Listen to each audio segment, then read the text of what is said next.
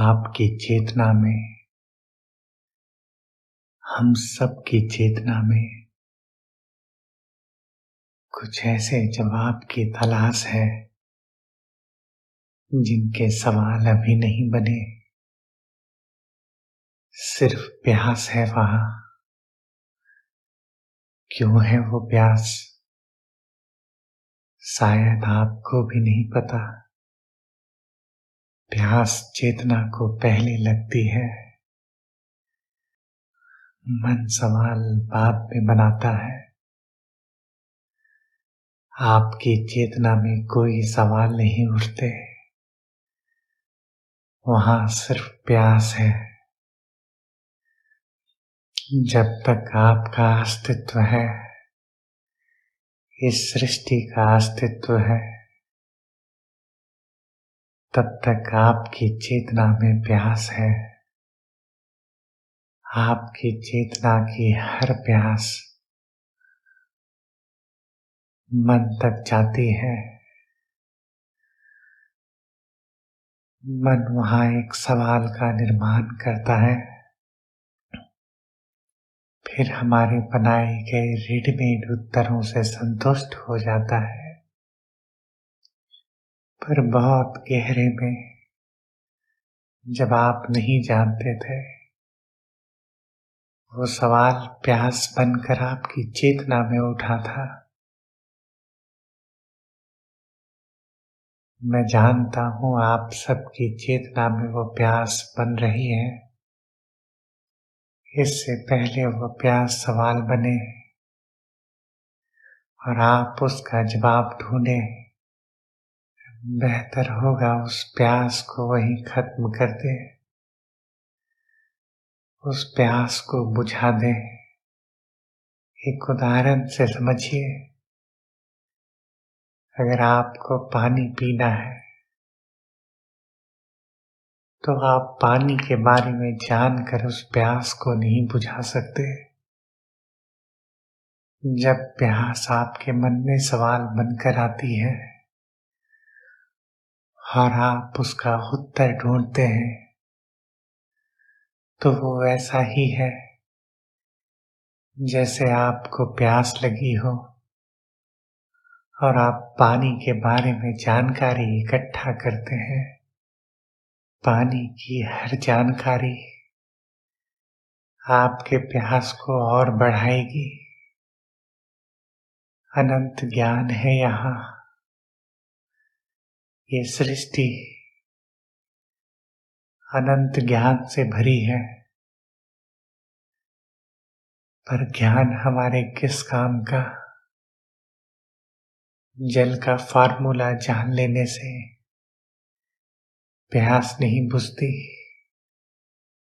आपका अस्तित्व आपकी चेतना है,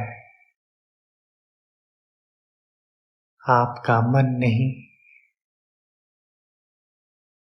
मन सिर्फ आपको उस जानने वाले से दूर रखता है। आप सिर्फ जानने वाले हैं। इस सृष्टि को जानने वाले आप हैं। इस शरीर को जानने वाले आप हैं। मन जानने वाला नहीं।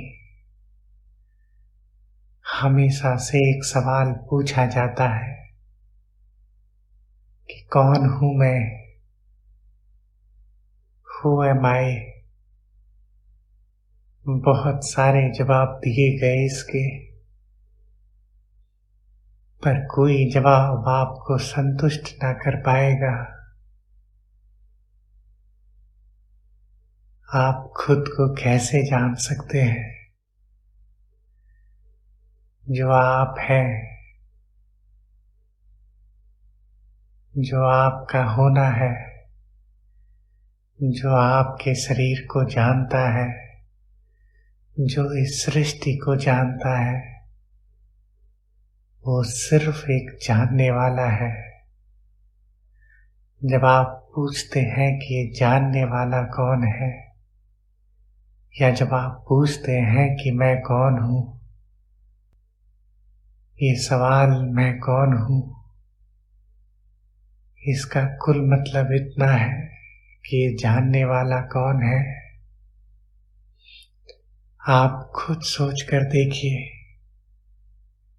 ये जानने वाला कौन है, इसे आप कैसे जान सकते हैं? ये तो सबको जानता है, इसे कैसे जाना जा सकता है? आंखें सब कुछ देखती है, पर जो देख नहीं सकती है आंखें, ये खुद को नहीं देख सकती। आपकी आंखें सिर्फ आपकी आंखों को नहीं देख सकती। ठीक इसी तरह आप सब कुछ जान सकते हैं, पर खुद को नहीं जान सकते। या यूं कहें, खुद को जानने की जरूरत नहीं, क्योंकि जो सब जानता है उसे फिर क्या जानना। इसलिए मैं कौन हूं के दिए गए हर जवाब आपको संतुष्ट नहीं कर पाएंगे। जब आपको बोध होगा आपकी चेतना का, आप जानेंगे कि आप सिर्फ जानने वाले हैं, तो आपका ये सवाल भी गिर जाएगा। जैसे मैंने आपको आपकी आंखों का उदाहरण दिया, ठीक ऐसा ही उदाहरण एक कैमरे का लिया जा सकता है। एक कैमरा, या यूं कहें एक वीडियो कैमरा, सब कुछ रिकॉर्ड कर सकता है, सिर्फ अपने लेंस को रिकॉर्ड नहीं कर सकता। कैमरा अपने आप को रिकॉर्ड नहीं कर सकता। अगर कैमरे में रिकॉर्ड की गई चीजें हम सिर्फ कैमरे को ही दिखाएं, तो वो ढूंढेगा वहां खुद को और परेशान होगा कि मैं कहाँ हूं, मैं भी तो वही था जहां सब थे। सब इसमें रिकॉर्ड हो गए, मैं सबको देख सकता हूं, पर खुद को क्यों नहीं देख सकता इसमें? उसकी ये परेशानी आपकी ही परेशानी है। जैसे आप खुद को जानना चाहते हैं, वैसे ही वो कैमरा उस रिकॉर्डिंग में खुद को देखना चाहता है।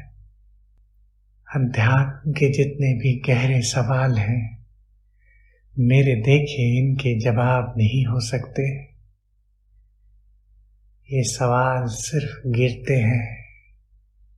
जैसे ही आपको आत्मबोध होगा, आपके ये सवाल गिर जाएंगे। ये सवाल उत्तर से नहीं गिरेंगे, ये सवाल सिर्फ आत्मबोध से गिरेंगे। अक्सर अपनी चर्चाओं में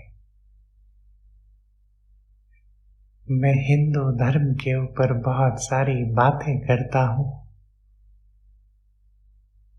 जब जब मैंने जाना गहरे से, मुझे लगता है इसके अलावा जानने को और कुछ भी नहीं है। हमारे उपनिषदों ने, वेदों ने जीवन का सारा सार सत्य उनमें छुपा रखा है,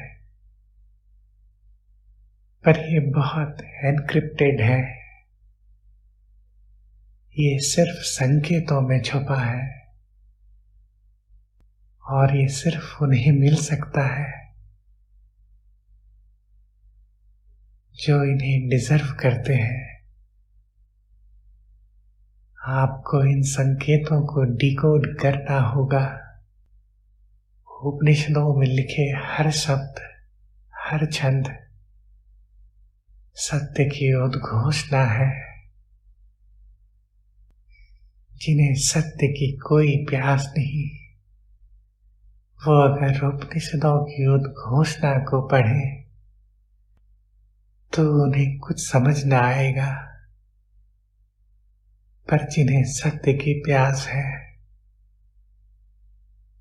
अगर वो बार बार इसे पढ़े, बार बार मनन करे, तो हर बार एक नया अर्थ निकल कर आएगा।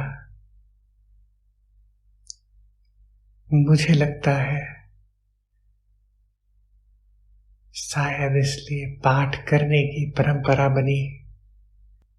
हम अपने ग्रंथों का नित्य पाठ इसलिए करते हैं, इसलिए नहीं कि शायद कोई ईश्वर प्रसन्न हो, शायद इसलिए कि धीरे धीरे हम इसे डिकोड कर सके। एक उदाहरण से आपको समझाने की कोशिश करता हूं। आप सबने ओम का उच्चारण तो किया होगा। हमारे सारे मंत्र, सारी पद्धति, हमारे धर्मों का सारा ज्ञान इस एक शब्द में छुपा है। ये है ओम। ओम शिव का प्रतीक है, शिव विनाश के प्रतीक है, संहार के प्रतीक है। आप सोच रहे मैं कैसी बातें कर रहा हूं। मैं अध्यात्म की चर्चा में धर्म की बातें क्यों कर रहा हूं? पर सोच कर देखिए मेरे साथ, हमने शिव को संहार का देवता क्यों कहा? क्यों महादेव कहा उन्हें? क्यों सबसे ऊंचाई पर रखा? शिव को महादेव कहने का कुल कारण इतना है, शिव मृत्यु के देवता नहीं, शिव संहार के देवता नहीं। महादेव आपकी माया का संहार करते हैं। संहार को, मृत्यु को हमने शायद ठीक अर्थों में समझा नहीं। आप जो जीवन जी रहे हैं, इस जीवन में आप अनंत स्वप्न देखते हैं और स्वप्न टूटकर वापस आप इस जीवन में आते हैं। आप स्वप्न को और इस जीवन को अलग अलग समझते हैं, पर स्वप्न तो स्वप्न है और जीवन भी स्वप्न है। आप अलग अलग फ्रेम में इस जीवन को जीते हैं। ये जिंदगी जो आप जी रहे हैं, आप सोचते होंगे ये स्वप्न कैसे है। स्वप्न तो कुछ पलों का होता है और ये जिंदगी तो आप जी रहे हैं, ये तो काफी लंबी है और इतने लंबे स्वप्न का आपको तो कोई अनुभव नहीं है। पर आप कैसे जानते हैं कि जिंदगी लंबी है? आपकी मेमोरी, ये बीता कल, ये बीता क्षण सिर्फ आपकी मेमोरी है। अगर आप 40 वर्ष के हैं तो बीते 39 साल और 11 महीने और बाकी दिन और बचे हुए क्षण, ये आपकी मेमोरी का हिस्सा है। स्वप्न में समय अलग गति से बहता है। हो सकता है आपको एक क्षण को नींद लगी हो सकता है ये सारा स्वप्न एक क्षण में घटा हो। ये 40 वर्ष की जिंदगी भी एक क्षण में घटी हो। शायद मेरी बातें आप समझ रहे हो या ना समझ रहे हो, मैं नहीं जानता, क्योंकि जो मैं कह रहा हूं आपसे, आपको इसका बोध होगा। कहना मुश्किल है इसे, शब्दों में सिर्फ इशारे किए जा सकते हैं। चांद तो आपको खुद देखना होगा। शब्द उंगली के जैसे हैं और सत्य उस चांद के जैसे। उंगली पकड़ने की हर कोशिश आपको चांद से दूर कर देगी। मेरे शब्द सिर्फ इशारा है उस चांद की ओर। इस जगत को माया कहा गया है। जिन्हें भी इसका बोध हुआ वो जानते हैं स्वप्न और सत्य दो अलग अलग नहीं है। द्वैत कुछ भी नहीं। ये जीवन न द्वैत है। स्वप्न भी स्वप्न है और जीवन भी स्वप्न है। जैसा मैं आपसे कह रहा था, उपनिषदों में और हिंदू धर्म में शिव को संहारक कहा गया है, महादेव को संहारक कहा गया है, मृत्यु का देवता कहा गया है और देवों का देव कहा गया है। इसका कुल कारण इतना कि शिव आपकी माया को नष्ट करेंगे। आप सिर्फ ब्रह्म का रूप है जो एक गहरे माया में है, एक इल्यूजन में है।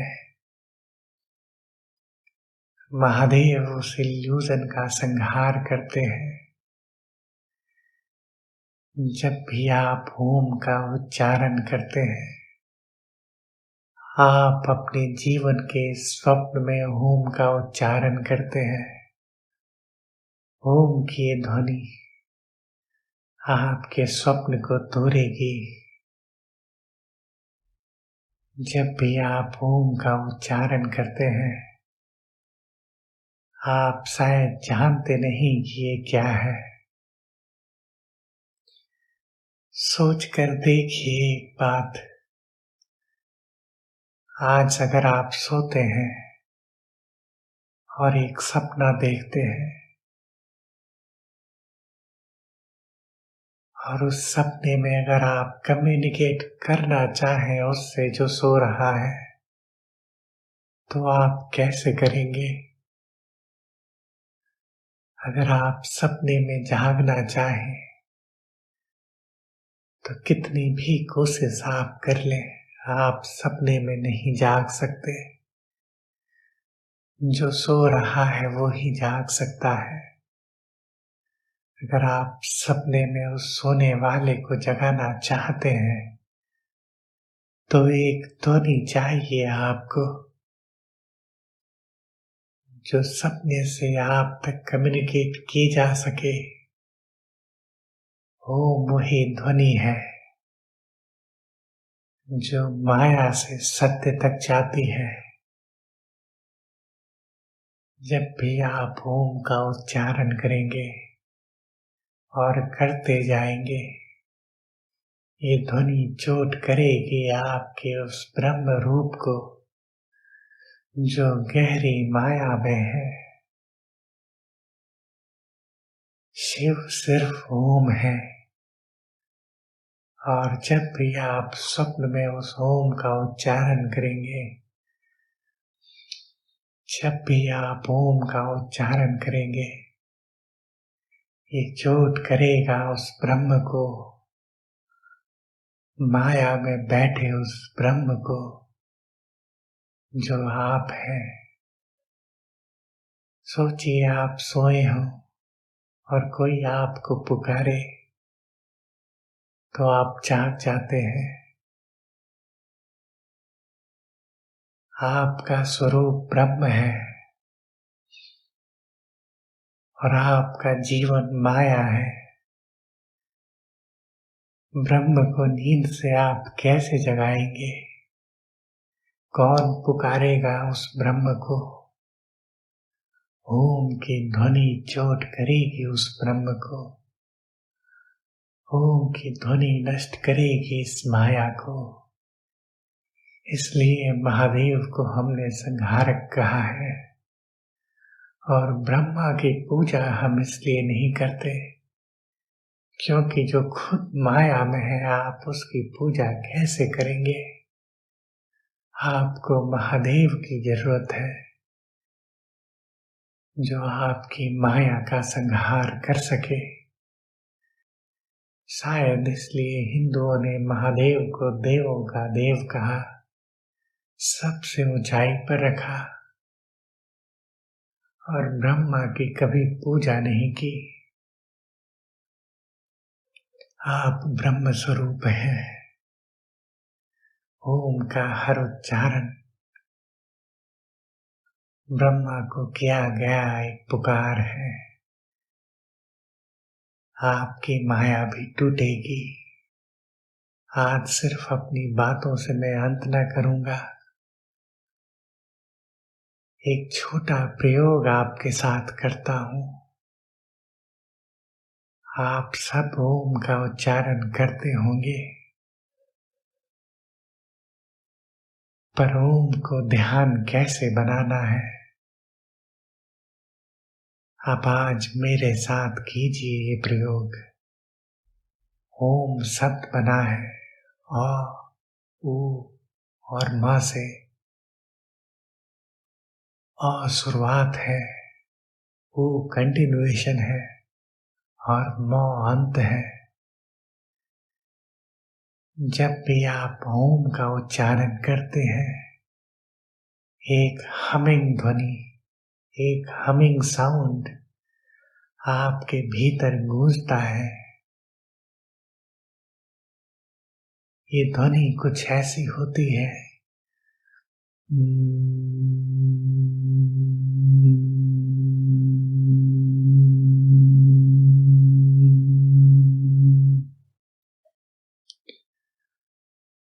आपको अपनी आंखें बंद करके अपनी दोनों आंखों के बीच ध्यान केंद्रित करना है और अपने भीतर ओम का उच्चारण करना है। आपको अपने मुंह को खोलकर ओम का उच्चारण नहीं करना, अपने भीतर जैसे मैं करूंगा वैसे ही उच्चारण करना है।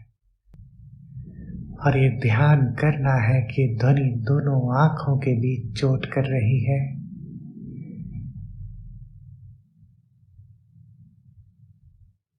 आपको लगातार ये प्रयोग करना है। जब भी वक्त मिले, अगर आप काम में व्यस्त हो, सोने जा रहे हो, तो थोड़ा वक्त निकाल कर इसे करें। कुछ दिन के बाद आपको एक अनुभव होगा, और वो अनुभव कैसा होगा अगर मैं आपको अभी बता दूं, तो अनुभव आपको नहीं हो पाएगा। अभी अनुभव के संबंध में हम चर्चा नहीं करेंगे, क्योंकि अनुभव को जानने के बाद आप उसका इंतजार करेंगे, और जिसका आप इंतजार करते हैं वो कभी नहीं आता। आप सिर्फ मेरे साथ ये प्रयोग कीजिए आज। ओम की वो ध्वनि जो आप अपने भीतर उच्चारण करेंगे, वो हमिंग साउंड, आपको ध्यान रखना है कि वो ध्वनि धीरे धीरे दोनों आंखों के मध्य में, जिसे हम तृतीय नेत्र भी कहते हैं, या योग जिसे आज्ञा चक्र कहता है, हमें सिर्फ ध्यान करना है कि वो ध्वनि वहां चोट कर रही है। आज्ञा चक्र का महत्व सिर्फ इसलिए है, और जैसा मैंने आपको बताया, महादेव को संहारक कहते हैं। और एक बात जो मैं भूल गया बताना आपको, कि महादेव संहार करते हैं अपने तृतीय नेत्र को खोलकर। ठीक ऐसे ही जब आप ओम की ध्वनि का उच्चारण अपने भीतर करेंगे और ध्यान करेंगे अपने तृतीय नेत्र पर, ध्यान करेंगे अपनी दोनों आंखों के मध्य में,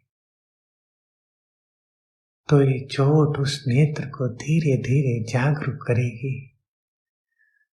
और जितना ये नेत्र जागरूक होगा, आपकी माया नष्ट होगी। अब आप मेरे साथ ये उच्चारण कीजिए अपने मन में और ध्यान कीजिए अपनी दोनों आंखों के मध्य।